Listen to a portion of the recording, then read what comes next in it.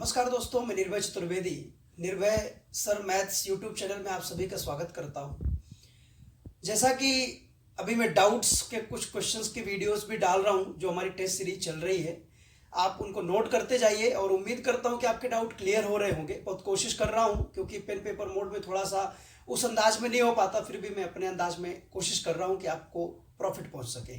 वो स्टूडेंट्स जो टेस्ट नहीं दे पा रहे हैं किसी कारणवश, हमारे देश में बहुत से ऐसे विद्यार्थी भी हैं जो लॉकडाउन की कंडीशन में बिजी रहते हैं, पता नहीं कहाँ बिजी रहते हैं, अब ये तो वही समझ पाएंगे।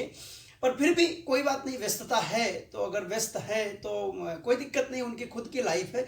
बस मेरी उनके लिए एक सलाह है कि अगर टेस्ट नहीं दे पा रहे हैं कोई दिक्कत वाली बात नहीं है। कई बार हमें लगता है कि हमारा रिवीजन नहीं हुआ है तो कम मार्क्स आएंगे, कैसा लगेगा, तो कोई दिक्कत नहीं है।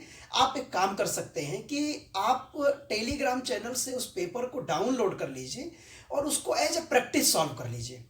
बस मेरी ये आपके लिए सलाह है, उसको एज ए प्रैक्टिस आप सॉल्व कर लीजिए। एक नोट्स बनाते जाइए, डाउट कॉपी। तो जो मैं डाउट के वीडियोस डाल रहा हूँ तो वो डाउट देख करके आप, अगर वो आपके डाउट हो तो उनको आप नोट करते जाइए। दोस्तों, आप यकीन मानिए कि अगर आपने ऐसा किया तो आपको बहुत फायदा होगा। ये जब भी लॉकडाउन खुलेगा उसके बाद जब भी आप फिर से तैयारी करेंगे और एग्ज़ाम देंगे, तो अगर इनसे आपको थोड़ा सा भी फायदा हो गया तो कहीं ना कहीं ये मेहनत आपको बेनिफिशियल साबित हो जाएगी। तो आप मेरा भरोसा करिए और खुद पर भरोसा करिए। थोड़ा सा इसको एज अ प्रैक्टिस सॉल्व करके देखिए, मजा आएगा जरूर। तो आज के जो हमारा स्पीड टेस्ट नंबर सेकंड था, रेशियो एंड प्रपोर्शन का टॉप पेपर सेकंड, उसका पहला क्वेश्चन आपकी स्क्रीन पर है, उसको देखिए ध्यान से।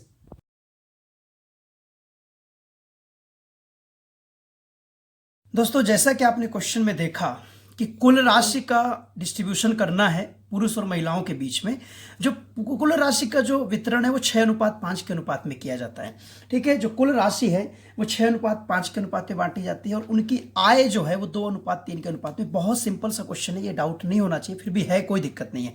देखिए, बहुत सिंपल सी बात बताता हूं कि अगर 100 रुपए कुल है, कुल कितने रुपए हैं? 100 रुपए हैं। ठीक है, और एक व्यक्ति को अगर मैं मात्र 5 रुपए देता हूं, एक व्यक्ति को कितना देता हूं? 5 रुपए अगर मैं देता हूं, तो आप मुझे बताइए व्यक्तियों की संख्या क्या होगी? तो आप बोलेंगे सर इसको डिवाइड कर दीजिए। तो 100 को हमने 5 से डिवाइड किया, यानी व्यक्ति कितने हुए? 20। तो बहुत सिंपल है, आय का मतलब होता है एक दिन की कमाई या एक महीने की कमाई या एक साल की कमाई। ठीक है, तो उससे हमारा मतलब नहीं कि प्रतिदिन है, प्रति मंथ है या प्रति वर्ष है, कोई मतलब नहीं है। आय का मतलब क्या है?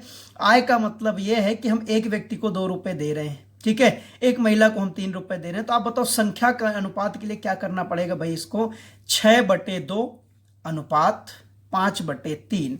तो देखिए 2 से 3 बार कट गया, कितना आया? 3:5/3। ये इधर जाएगा तो कितना हो गया? ये 3 त्रिकाई 9:5, और यही आपका आंसर है। आई होप कि आप समझ पा रहे होंगे, बहुत सिंपल सा क्वेश्चन था। ठीक है, कुल राशि बटे आय बराबर संख्या होता है। नेक्स्ट क्वेश्चन आपकी स्क्रीन पर है।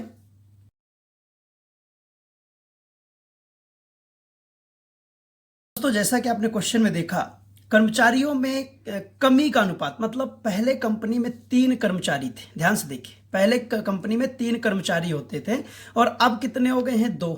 ठीक है, अब कितने हो गए हैं? 2। जब 3 कर्मचारी थे तो भाई एक कर्मचारी का वेतन जो था वो 4 था।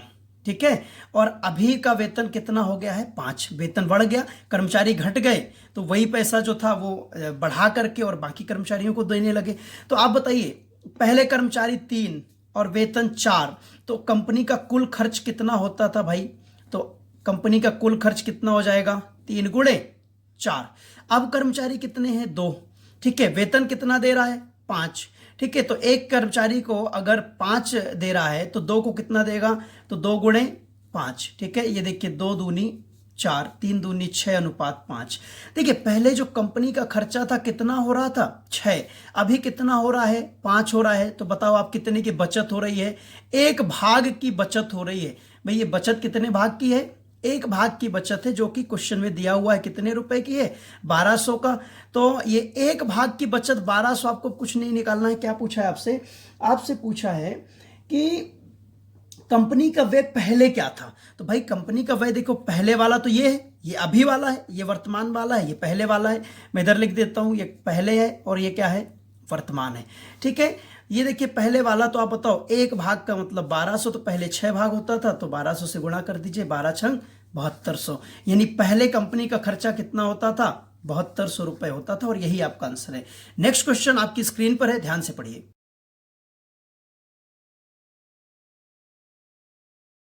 दोस्तों जैसा कि आपने क्वेश्चन में देखा कि ए और बी की आय का अनुपात दिया है, कब का, 1 वर्ष पहले का। 1 वर्ष पहले ये कमाता था 3 भाग और ये कमाता था 2 भाग।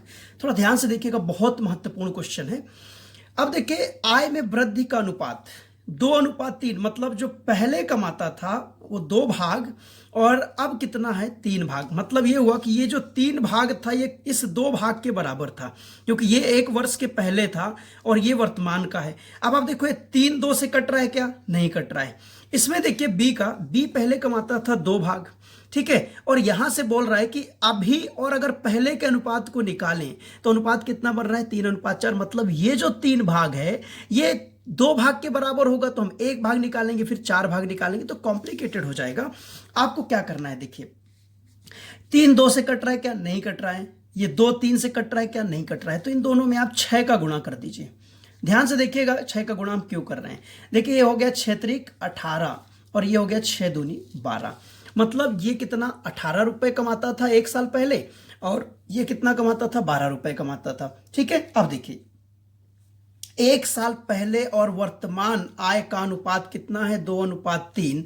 तो आप इसको ध्यान से देखिए, 1 साल पहले ये 2 भाग कमाता था, मतलब 2 भाग का मान जो है वो 18 के बराबर होगा, तो 1 भाग का मान कितना हो जाएगा, 9 के बराबर हो जाएगा। ध्यान से समझ में आ रहा है। ठीक है, देखिए 3 भाग का मान कितना हो जाएगा, 27 के बराबर, क्योंकि 1 भाग कितना है, 9, ठीक है, और 3 भाग कितना हो गया, 27। इसी तरह से हम सेम इसके लिए करेंगे। देखिए 1 साल पहले कितना भाग था इसकी कमाई, 3 भाग, तो भाई 3 भाग का मान कितना हो गया, 12, तो 1 भाग का मान कितना हो जाएगा, 4। 1 भाग का मान 4 हो गया, तो अब कितनी कमाई हो रही, 4 भाग, तो 4 से गुणा करेंगे, कितनी कमाई हो रही है उसकी, अब 16 भाग। ठीक है, अब देखिए दिया हुआ है इसमें कि दोनों की कुल आय का योग। इंग्लिश में इस क्वेश्चन को ध्यान से पढ़िएगा, तो दिया है कि वर्तमान आय, प्रेजेंट इनकम 21,500 रुपए। तो बताइए वर्तमान में ये कितना कमा रहा है, 27 भाग, ये कितना कमा रहा है, 16 भाग। तो बताइए वर्तमान कुल आय, वर्तमान कुल आय कितनी हो जाएगी भाई, 27 प्लस 16 भाग का मान दिया कितना है, 21,500। तो ये कितना हो जाएगा, 43 भाग बराबर हो गया 21,500। तो आप देखिए 1 भाग निकालेंगे तो ये 5 से कट रहा है पूरी तरह से, है ना। 1 भाग का मान कितना आ गया, 500। ठीक है, 1 भाग का मान 500 आ गया। आपसे क्या पूछा है, आपसे पूछा है बी की वर्तमान आय। तो भाई बी की वर्तमान आय कितना भाग है, देखिए ध्यान से आप, ये कितने भाग है, 16 भाग। ठीक है, तो यहां हम क्या करेंगे, बी की वर्तमान आय 16 भाग है, तो यहां क्या करेंगे, 500 का गुणा कर देंगे, तो 16 पंचे 80, यानी कितना हो जाएगा ये, 8,000। ठीक है, एक बार आप इसको, इस क्वेश्चन को 2-3 बार ध्यान से देखिएगा। देखिए हमने यहाँ गुणा क्यों किया, जिससे 2 से कट जाए संख्या और इससे 3 से भी कट जाए, इसलिए हमने 6 का गुणा, क्योंकि 2 और 3 से कटने वाली संख्या सबसे छोटी 6 होती है। ठीक है, ये 1 साल पहले का अनुपात था, ये वर्तमान अनुपात है। तो पहले वाले अनुपात से हम इस वैल्यू को कंपेयर करेंगे तो वर्तमान वाला मान आ जाएगा। सेम हम बी के लिए करेंगे, इस वाले को पहले वाले से कंपेयर करके वर्तमान निकाल लेंगे। दोनों वर्तमान का योग दिया हुआ है कितना, ये 21,500। यहां से 1 भाग निकलेगा तो यहां से 16 भाग निकालेंगे तो बी की वर्तमान कमाई आ जाएगी। ठीक है, और अगर 27 भाग निकाल लेंगे तो ए की वर्तमान कमाई आ जाएगी। अगर आपसे पूछता कि पहले वाली कमाई बताइए, तो भाई इसकी क्या है, 18 भाग है, इसकी 12 भाग है, तो यहां भी गुणा करके हम निकाल सकते थे। राइट, नेक्स्ट क्वेश्चन आपकी स्क्रीन पर है।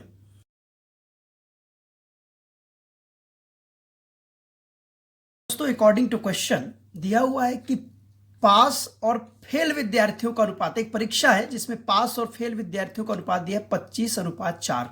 मैं पहले इसको बेसिक मेथड से बताता हूं, फिर मैं एक डायरेक्ट मेथड बताऊंगा। इसको मान लेते हैं 25x, जैसा कि आप जानते हैं कि अनुपात में हमेशा मानते हैं 4x। ठीक है, तो आप बताओ पास और फेल अगर हम जोड़ देंगे तो टोटल मिल जाएगा, कितना हो जाएगा जी 29x। मतलब परीक्षा में कुल कितने लोग बैठे थे भाई, 29x लोग बैठे थे, 25x पास हो गए, फेल कितने हो गए 4x। ठीक है, अब देखिए क्वेश्चन कह रहा है कि भाई अगर कुल परीक्षार्थी 5 बढ़ जाएं, मतलब 5 लोग कुल और आ जाएं। ठीक है, देखिए मैं यहां बता रहा हूं, पहले कुल कितने थे 29x, ठीक है, 5 लोग कुल और आ गए बटे 2, अगर कम फेल होते, ठीक है, यानी फेल होने वालों की संख्या 2 कम होती, पहले कितनी थी 4x थी, राइट। 2 अगर कम फेल होते तो जो देखिए पास और फेल का अनुपात, तो देखिए पास और फेल का अनुपात 22-3, तो 22 और 3 टोटल कितना हो जाता है ये 25 भाग। देखिए ऊपर क्या है, ऊपर है कुल परीक्षार्थी या कुल विद्यार्थी, नीचे कौन है फेल वाले विद्यार्थी, तो आप बताओ ऊपर क्या रखोगे 25 यानी कुल, ठीक है, और बटे में किसको रखोगे आप फेल वाले को 3। ठीक है, यहां से आप ये 3 गुणा करेंगे तो कितना हो गया देखिए 87x प्लस 15 बराबर 25 चौके 100x माइनस 50। ठीक है, इसको उधर ले जाएंगे तो ये इससे घट करके कितना हो जाएगा 13x, ये इधर आएगा तो जुड़ जाएगा, कितना हो जाएगा 65। तो x बराबर 13×65, आपका आंसर x का मान कितना आ गया 5। आपसे क्या पूछ रहा है कि प्रारंभ में कुल कितने विद्यार्थी थे, तो आप ध्यान से देख सकते हैं प्रारंभ में कुल 29x थे, तो 29 गुणे x का मान कितना आया 5, तो आपका आंसर कितना आ गया 145, यानी प्रारंभ में विद्यार्थियों की संख्या क्या थी 145 थी। ठीक है, आई होप कि आप समझ पाए होंगे। इसी को मैं देखिए क्रॉस मेथड से बताता हूं। क्रॉस मेथड में क्या करना है, आपको दिया है अनुपात 25:4, ये पास का है ये फेल का है, तो टोटल बताइए कितना होगा 29। ठीक है, एक जो नया अनुपात दिया है वो पास का दिया है 22, अनुपात कितना 3, ये फेल का है, तो टोटल बताइए आप कितना होगा 25। अब हमें फोकस ये करना है कि आने वाले कौन है, आने वाले टोटल है, टोटल। ठीक है, और जाने वाले मतलब कम होने वाले कौन है फेल, तो इधर टोटल और इधर फेल लीजिए। ठीक है, अब देखिए टोटल कितना 29, फेल कितने 4, बाद वाले में टोटल कितना 25, ठीक है, फेल कितने 3, राइट। अब देखिए यहां रखना है, चिन्ह के साथ रखिएगा, ध्यान रखिएगा, ये मेथड मैंने आपको बताया है, प्रॉब्लम्स ऑन एजेज में बताया, आप एक बार ध्यान से पढ़िएगा। ठीक है, अब ये देखिए यहां पर हम ये रखेंगे +5, ये रखेंगे -2, चिन्ह मत भूलिएगा, चिन्ह अगर भूलेंगे तो गलत हो जाएगा। अब ध्यान से देखिए, इसका मल्टीप्लाई इसमें करिए, कितना हुआ भाई 100, 25 चौके 100, इसका गुणा इसमें करिए, कितना हुआ 29 87। ठीक है, इसका गुणा इसमें करिए 5 15, और इसका गुणा इसमें करिए 25 दूनी 50 -50, इसमें से इसको घटाना है, तो ध्यान से देखिए 15 माइनस माइनस प्लस 50 बराबर कितना हुआ 65। इधर इनको घटाना है, अब इधर ऋणात्मक धनात्मक कुछ भी आए ऋणात्मक ही लेना है, 100 में 87 घटा दीजिए, कितना आया 13। अब ध्यान से देखना, ये क्या है, ये विद्यार्थियों कुल संख्या स्टार्टिंग में जो थी, अब देखो 13 भाग का मान कितना है 65। ठीक है, तो यहां देखिए 13 भाग का मान हुआ 65, तो भाई 1 भाग का मान कितना हो गया 5, ये 5 बार में कट जाएगा। तो आपसे विद्यार्थियों की संख्या देखिए 29 भाग थी, तो गुणे आप कर दीजिए 5, तो कितना आ गया आंसर 145। बहुत ही सिंपल है, आप 1-2 बार इसको पढ़िएगा तो आपको कभी नहीं भूलेगा। ठीक है, अब नेक्स्ट क्वेश्चन है आपकी स्क्रीन पर, उसको ध्यान से देखिए।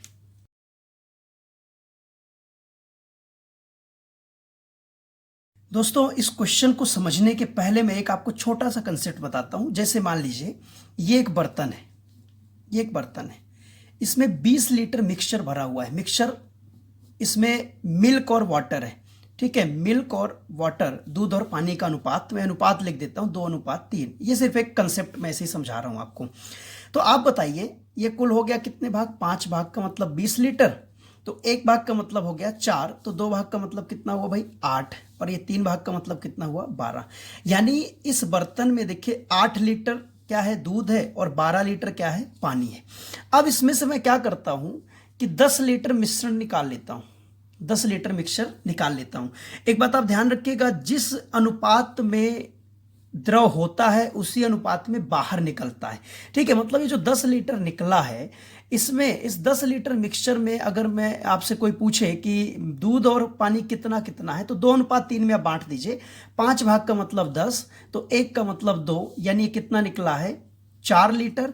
ठीक है, और ये कितना निकला है 6 लीटर। दोस्तों ये 4 लीटर निकल गया, तो बचा कितना 4 लीटर, ये 6 लीटर निकल गया तो बचा कितना 6 लीटर।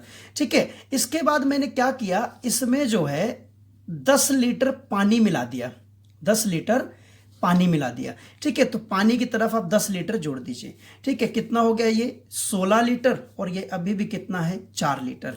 ठीक है, अगर मैं इसका अनुपात निकालूं तो 4 एकम 4 चौक 16। अब थोड़ा सा यहां ऑब्जर्व करिएगा, देखिए आपने 10 लीटर निकाला, 10 लीटर मिलाया, पहले भी 20 था, अभी भी 20 है, लेकिन अनुपात पहले क्या था, अनुपात था पहले 2:3 और वर्तमान में अनुपात क्या है 1:4। अगर आप ध्यान से देखो तो हमने मिलाया क्या है भाई, निकालते वक्त तो पानी भी निकला, दूध भी निकला, लेकिन मिलाया क्या है, हमने पानी मिलाया है। तो देखो अब कुल 5 भाग, यहां कितना है 5 भाग में 4 भाग पानी हो गया है और दूध बचा है मात्र 1 भाग। ठीक है, यहां पर देखिए 5 भाग में 3 भाग क्या था, पानी था और 2 भाग दूध था। ठीक है, तो अब इससे हमें यह समझ में आ रहा है कि जो चीज हम मिलाते हैं सिर्फ उसमें परिवर्तन होना चाहिए। भाई इसमें देखो पानी तो हमने, दूध तो हमने मिलाया नहीं है, यहां देखो दूध 2 भाग था, तो अगर मैं यहां दूध को 2 भाग बनाना चाहूं तो मैं 2 का यहां पर गुणा कर देता हूं, तो ये कितना हो गया 2:8। ठीक है, तो 2:8। अब देखो पहले पानी कितना था, दूध कितना था 2 भाग, अभी भी दूध कितना है 2 भाग, पहले पानी कितना था 3 भाग, अभी कितना है 8 भाग, यानी कुल कितना बढ़ गया है 5 भाग। ठीक है, तो इस तरह से आपको सिर्फ ये समझना है कि अगर मिश्रण निकालें और दूसरा द्रव हम भर दें तो टोटल क्वांटिटी यानी कुल मात्रा में कोई भी फर्क नहीं पड़ता है, सिर्फ अनुपात में परिवर्तन होता है, मात्रा में परिवर्तन नहीं होता है। अब देखिए इस क्वेश्चन को देखिए, मैं पहले आपको बहुत बेसिक तरीके से बताता हूं। बेसिक तरीके में आप इसको मान लीजिए 7x, इसको मान लीजिए 5x। ठीक है दोस्तों, कितना 9 लीटर मिश्रण निकाला गया। तो अब आप ये तो समझ रहे हैं, मैंने अभी अभी आपको बताया कि जिस अनुपात में होता है उसी अनुपात में निकलता है, यानी 7:5 के अनुपात में निकला होगा। ठीक है, तो देखिए ये 7x निकला कितना 9 लीटर, तो उसमें a कितना होगा 9 लीटर में यहां सीधे लिख रहा हूं 7 बट्टे कितना हो जाएगा 12। ठीक है, ये निकल गया, ये a है बटे।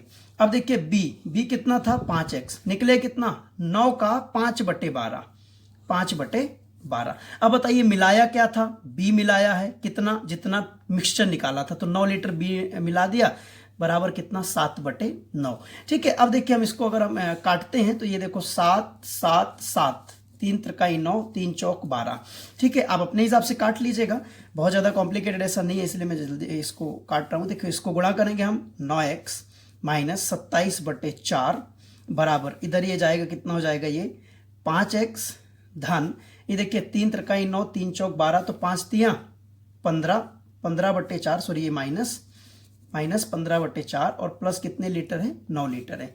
ठीक है, देखिए इसको इधर लाता हूं मैं, 9x में से 5x घटे कितना होगा 4x। ठीक है, इसको मैं उधर ले जाऊंगा तो जुड़ जाएगा, तो ये हो जाएगा देखिए 27/4 माइनस 15/4 धन कितना 9 लीटर। ठीक है, 4x।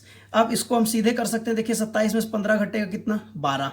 ठीक है, तो 12/4 धन 9 लीटर, 4 तियां 12, तो ये 4x बराबर कितना 9 3 12, तो x बराबर कितना आ गया 3 लीटर।